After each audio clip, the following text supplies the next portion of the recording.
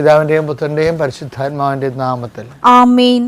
ഇന്ന് മെയ് മാസം 28-ാം തീയതി ബുധനാഴ്ച. അമ്മേ പരിശുദ്ധമേ, അമ്മേ പരിശുദ്ധമേ, ദൈവമാതാവേ, കൃപാസനത്തിലൂടെ ഞങ്ങൾക്കും ഞങ്ങളുടെ ദേശത്തിനും അമ്മ മധ്യസ്ഥം തേടി തന്ന എല്ലാ അനുഗ്രഹങ്ങൾക്കും കൃപകൾക്കും ഞങ്ങളിപ്പോൾ ഹൃദയം നിറഞ്ഞ നന്ദി പറയുന്നു. അമ്മേ പരിശുദ്ധമേ, അമ്മേ പരിശുദ്ധമേ, ദൈവമാതാവേ, 2004 ഡിസംബർ 7-ാം തീയതി ഉച്ചകഴിഞ്ഞ് 2:30 കൃപാസനത്തിൽ സംഭവിച്ച അമ്മയുടെ പ്രത്യക്ഷപ്പെടലിനെ കുറിച്ച് തിരുസഭയ്ക്ക് സമർപ്പിച്ചിരിക്കുന്ന പഠനരേഖകളുടെ മേൽ സഭാത്മകമായ പഠനം ആരംഭിക്കുവാൻ ഞങ്ങൾ പ്രാർത്ഥിക്കുന്നു.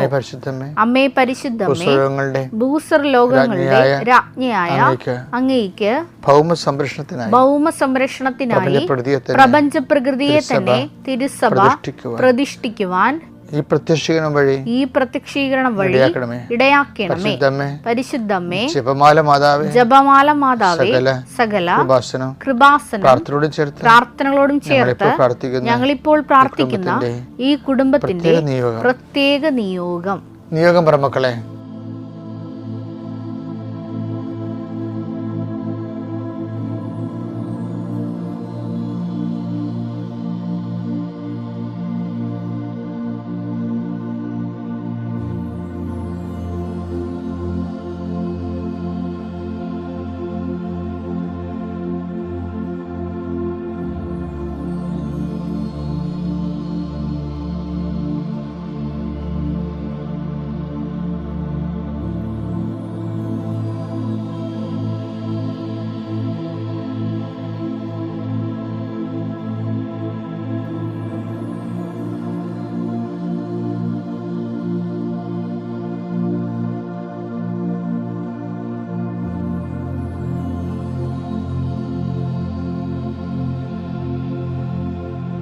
അമ്മയുടെ പ്രത്യക്ഷീകരണത്തിന്റെ ഈ അനുഗ്രഹവേളയിൽ ഞങ്ങൾക്ക് സാധിച്ചു തരുവാൻ കനിയണമേ.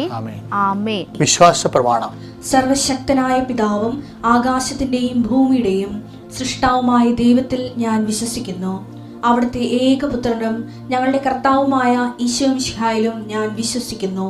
ഈ പുത്രൻ പരിശുദ്ധാത്മാവിനാൽ ഗർഭസ്ഥനായി കന്യകാമറിയത്തിൽ നിന്ന് പിറന്ന് പൊന്തിയോസ് പീലാത്തോസിന്റെ കാലത്ത് പീഡകൾ സഹിച്ച് കുരിശിൽ തറയ്ക്കപ്പെട്ട് മരിച്ച് അടക്കപ്പെട്ട് പാതാളങ്ങളിൽ ഇറങ്ങി മരിച്ചവരുടെ ഇടയിൽ നിന്ന് 3-ാം നാൾ ഉയർത്ത് സ്വർഗത്തിലേക്ക് എഴുന്നള്ളി സർവശക്തിയുള്ള പിതാവായ ദൈവത്തിന്റെ വലതുഭാഗത്തിരിക്കുന്നു. അവിടെ നിന്ന് ജീവിക്കുന്നവരെയും മരിച്ചവരെയും വിധിക്കുവാൻ വരുമെന്നും ഞാൻ വിശ്വസിക്കുന്നു. പരിശുദ്ധാത്മാവിലും ഞാൻ വിശ്വസിക്കുന്നു. വിശുദ്ധ കത്തോലിക്കാ സഭയിലും പുണ്യവാന്മാരുടെ ഐക്യത്തിലും പാപങ്ങളുടെ മോചനത്തിലും ശരീരത്തിന്റെ ഉയർപ്പിലും നിത്യമായ ജീവിതത്തിലും ഞാൻ വിശ്വസിക്കുന്നു. ആമേൻ. സ്വർഗ്ഗസ്ഥനായ ഞങ്ങളുടെ പിതാവേ, അങ്ങയുടെ നാമം പൂജിതമാകണമേ. അങ്ങയുടെ രാജ്യം വരണമേ. അങ്ങയുടെ തിരുമനസ് സ്വർഗത്തിലെ പോലെ ഭൂമിയിലും ആകണമേ. അന്നു വേണ്ടുന്ന ആഹാരം ഇന്ന് ഞങ്ങൾക്ക് തരണമേ.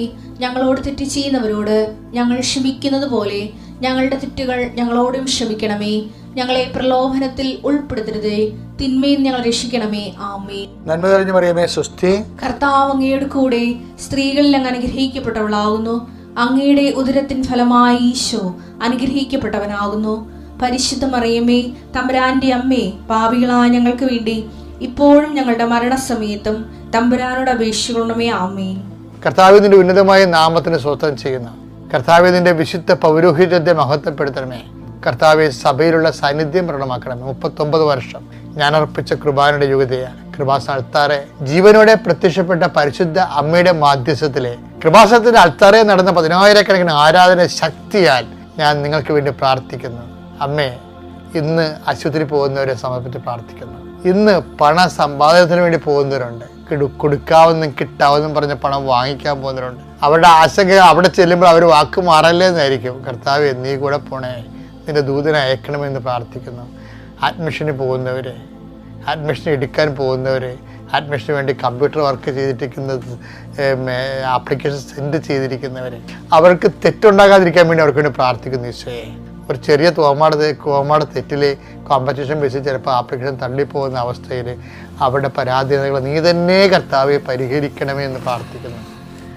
അഥവാ ചില ആൾക്കാർ എഴുതിപ്പോയല്ലോ തെറ്റായി പോയല്ലോ എന്ന് ഓർത്തിട്ട് എഴുതിപ്പോയ പരീക്ഷയും സെൻഡായ ആപ്ലിക്കേഷൻസും അതിൻ്റെ അകത്ത് തെറ്റായല്ലോ ഇന്ന കാര്യം ചേർത്തില്ലല്ലോ കർത്താവ് അത് ശ്രദ്ധിക്കാതിരിക്കണം എന്നൊക്കെ പറഞ്ഞാൽ കണ്ണീരോടെ പ്രാർത്ഥിക്കുന്നവരുണ്ട്. ഈശോയെ, മനുഷ്യൻ്റെ ബലഹീനതകളെ ഒരു മരക്കുരിശ് മുൾക്കിട ഏറ്റെടുത്തവനെ നമ്മുടെ ബലഹീനതയിലാണ് അവൻ വഹിച്ചതെന്ന് പറഞ്ഞ പോലെ ഇതുപോലുള്ള ഓർമ്മപ്പശകൾ ചെയ്യാനുള്ള കഴിവുകേടുകളും കർത്താവെ നീ ഏറ്റെടുക്കണമെന്ന് ഏറ്റെടുത്തുകൊണ്ട് അവരെ സന്ധിക്കണമെന്ന് പ്രാർത്ഥിക്കുന്നു. എൻ്റെ കർത്താവിൻ്റെ ഉന്നതമായ നാമത്തിൽ സഭയുടെ അധികാരത്തെ കുറിച്ചടയാളത്തിൽ നിൻ്റെ യാത്ര, നിൻ്റെ ജോലി, നിൻ്റെ താമസം, നിൻ്റെ ഭക്ഷണം, നിൻ്റെ ആരോഗ്യം, നിൻ്റെ സംഭാഷണം, നിൻ്റെ ക്രയവിക്രയങ്ങൾ, നിൻ്റെ ജീവിത മാർഗങ്ങൾ എല്ലാം കർത്താവിൻ്റെ നാമത്തിൽ, നിൻ്റെ ഉദ്യമങ്ങൾ, ഉദ്ദേശ്യങ്ങൾ എല്ലാം ഈശോയുടെ നാമത്തിൽ ഫലമണിയട്ടെ.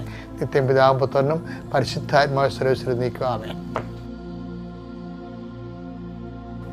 അതായത് ഈ ആദ്യകാലങ്ങളിൽ ദൈവവചനത്തിന് പിടിച്ചുകൊണ്ടിരുന്ന പേര് ഉടമ്പടി ഗ്രന്ഥമാണ്. പക്ഷെ ഉടമ്പടി ഗ്രന്ഥം തുറക്കുമ്പോൾ അത് എന്തിനാണെന്ന് ജനത്തിനറിയാം. അത് വായിച്ച് കേൾക്കാനല്ല, ശരിക്കും പറഞ്ഞാൽ എന്തിനാണ്? അത് നടപ്പിൽ വരുത്താനാണ്. പുറപ്പാട് 24:7 അനന്തരം ഉടമ്പടി ഗ്രന്ഥമെടുത്ത് ജനങ്ങൾ, അതായത് ഈ വചനത്തിന് പേരുണ്ടായിരുന്നു ആദ്യം ബൈബിളെന്ന് ഇപ്പോൾ എഴുതി വെച്ചിരിക്കുന്നത്. പക്ഷെ ഇതിന്റെ ആദ്യത്തെ പേര് അതല്ലായിരുന്നു. എന്താണ്? ഉടമ്പടി ഗ്രന്ഥം എന്നാണ്. ജനങ്ങൾ കേൾക്കെ വായിച്ചു. അപ്പോൾ അവർ പറഞ്ഞു കർത്താവ് കൽപ്പിച്ചതെല്ലാം ഞങ്ങൾ ചെയ്യും. അതാണ് ഉടമ്പടി. കണ്ടില്ലേ? വെറുതെയാണ് ഉടമ്പടിക്ക് ഇത്രയും അടിപൊളി സാക്ഷ്യം കിട്ടണത്. അത് സത്യസന്ധമായ ദൈവികമായ പദ്ധതിയാണത്. അതിൻ്റെ ബുദ്ധിയും ബോധത്തോടു കൂടി ഒന്ന് ഇൻവെസ്റ്റ് ചെയ്താൽ ഓട്ടോമാറ്റിക് അത് വർക്കൗട്ട് ചെയ്യും. എന്നിട്ട് ഈ പിതാക്കന്മാരെല്ലാം പറഞ്ഞേക്കുന്നത് ഇത് തന്നെയാണ്. ഇപ്പം ദാവീദില്ലേ, ദാവീദിൻ്റെ അടുത്ത് ഗോലിയത്ത് വരണില്ലേ, അയാൾ ഉടമ്പടി വചനമാണ് പറയണത്. ആ സമയത്ത് എന്താ ഗോലിയത്തെ കാണുമ്പോൾ എന്താ പറയണത്? ഗോലിയാത്തെന്ന് പറയുമ്പോൾ തനിക്ക് എല്ലാവരും തോറ്റുപോയി. ദാവീദിൻ്റെ ചേട്ടന്മാർക്ക് ലീവ് എടുത്ത് വീട്ടിൽ പോയി. ജസ്റ്റ് വലിയ അഭിമാനം കണ്ടിരുന്ന ആൾക്കാരാണ് ദാവീദിൻ്റെ ബ്രദേഴ്സ്. അവന്മാർ നല്ല നീല കണ്ണന്മാരും സ്വർണ്ണ മുടിയുള്ളവരും ദാവീദിനേക്കാളും സൗന്ദര്യമുള്ളവരും നല്ല പവറുള്ളവരും യുദ്ധ നൈപുണ്യമുള്ളവരുമാണ്. പക്ഷേ ഗോലിയാത്തിനെ കണ്ടപ്പോൾ അവരുടെ വൈഫ് പറഞ്ഞ് നിങ്ങൾ ലീവ് എടുത്ത് പോയിക്കൊള്ളാൻ പറഞ്ഞു. അങ്ങനെ കുറേ പേര് പോയി. അപ്പോഴേ എല്ലാ ഇസ്രായേൽ തോക്കും. ദൈവജനതയുടെ അഭിമാനം സംരക്ഷിക്കാൻ വേണ്ടി ദൈവത്തിൻ്റെ ആൾ വരണം. കണ്ടില്ലേ? എന്താ, ഒരു കവണിയൊക്കെ എടുത്തിട്ട് വരും. ഗോലിയാത്തിനെ കാണുമ്പോൾ ദാവീദ് ഉടമ്പടി വചനം പറയും. 1 സാമുവേൽ 17:45 ദാവീദ് ഗോലിയാത്തിനോട് പ്രതിവചിച്ചു, വാളും കുന്തവും നീ വാളും കുന്തവുമായി ചാട്ടുളിയുമായി. അപ്പൊ മെരിറ്റാണ് അത് പറയണത്. മെരിറ്റ്. നീ വാളും കുന്തവും ചാട്ടുളിയും ആയുധങ്ങളായിട്ട് വരും. അതാണ് നിന്റെ മെരിറ്റ്. നീ എന്നെ നേരിടാൻ വരുന്നു. നീ എന്നെ നേരിടും. മെരിറ്റ് കൊണ്ടാണ് നീ എന്നെ നേരിടുന്നത്. ഞാനാകട്ടെ നീ നിന്ദിച്ച ഇസ്രായേൽ സേനകളുടെ ദൈവമായ സൈന്യങ്ങളുടെ കർത്താവിന്റെ നാമത്തിലാണ് വരുന്നത്. അതാണ് നോട്ട് ബൈ മെരിറ്റ്. നീ മെരിറ്റോടുകൂടി വരുന്നു. ഞാൻ എന്ത് ചെയ്യണം? ഞാൻ നിൻ്റെ മെരിറ്റ് കണ്ടിട്ട് പകക്കണില്ല. കഴിഞ്ഞ ദിവസം ഒരു സാക്ഷ്യം ഉണ്ടായിരുന്നു. ഞാൻ ഇൻ്റർവ്യൂ പോയപ്പോൾ ഞാൻ ഫസ്റ്റ് ടൈമാണ് ആ കമ്പനിയിലോട്ട് പോണത്. ഞാനവിടെ ചെല്ലുമ്പോൾ ആ കമ്പനി തന്നെയുള്ള 12 കൊല്ലം എക്സ്പീരിയൻസ് ഉള്ള ആൾ തന്നെയാണ് പ്രൊമോഷന് വേണ്ടി എൻ്റെ ഒപ്പം മത്സരിക്കണമെന്ന്. അപ്പോഴെന്താണ് അവർ ചെയ്യണത്? ഉടമ്പടി കാശുരെടുത്ത് മുത്തും, അമ്മേ നീ ഉണ്ടാകണമെന്ന് പറയുമെന്ന്. ഇതിനെന്ത് പറ്റി? ആ 12 കൊല്ലം ആ കമ്പനി എക്സ്പീരിയൻസ് ഉള്ളവർ പ്രൊമോഷന് വേണ്ടി മത്സരിക്കുന്നതിൻ്റെ കൂടെയാണ് മത്സരിക്കേണ്ടത്. ഗോലിയാത്തിൻ്റെ കൂടെ മത്സരിക്കേണ്ടത് ദാവീദിൻ്റെ കയ്യിൽ അമ്മയുടെ ഉടമ്പടി കാശുര് മാത്രമേ ഉള്ളൂ. പക്ഷെ എന്നാ സംഭവിക്കണം? നിങ്ങൾ ആ സാക്ഷ്യം ഒന്ന് കേൾക്കണം. അവരെ ആ ഒറ്റ ഇൻ്റർവ്യൂവിൽ അയാളെ തന്നെ എടുത്ത് ആ കമ്പനിയുടെ ഉന്നതങ്ങളിൽ പ്രതിഷ്ഠിക്കുകയാണ്. അടിപൊളി സാക്ഷ്യമല്ലേ? എന്താണ്? നീ വാളും പരിചയം ചാട്ടുളിയുമായിട്ട് വരുന്നു. ഞാൻ എൻ്റെ കർത്താവിൻ്റെ നാമത്തിൽ വരുന്നു. Not by merit but by grace.